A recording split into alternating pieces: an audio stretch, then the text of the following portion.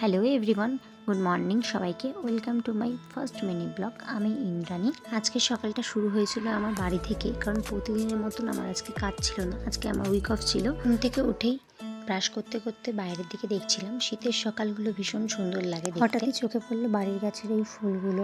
সকালবেলা ঘুম থেকে উঠে ফুলগুলো দেখলে মনটা বেশ ভালো লাগে। তারপরে ফ্রেশ হয়ে চলে গেলাম চা করতে, কারণ সকালে আমার চা না খেলে দিনটা ভালো লাগে না। তার মনে হয় কিছু করিনি। যাই হোক, মা আর আমি চা খেতে খেতে গল্প করছিলাম, চিনিও পাশ থেকে গল্প শুনছিল। চা খেতে খেতে মাকে আমি এটাই বলছিলাম যে দুপুরে রান্না আজকে আমি করবো ফ্রাইড রাইসের চিলি চিকেন। যেমন ভাবা তেমন কাজ, সব কিছু রেডি করে নিয়ে চলে গেলাম। তাড়াতাড়ি করে রান্নাবান্না কমপ্লিট করে চলে গেছিলাম স্নান করতে। স্নান করে এসে দুপুরের জন্য খাবার রেডি করছিলাম। মা বাড়িতে ছিল না, ভাই আর আমি দুজন মিলে খাবো বসে। তো বলতে ভুলে গেছিলাম, বেগুনি করেছিল মা। আমি আর ভাই বসে বসে খাচ্ছিলাম। চিনিও বলছিল আমাকে একটু দে। তারপর দুপুর একটুখানি ঘুমিয়ে বিকেলে চলে গেছিলাম ঘুরতে।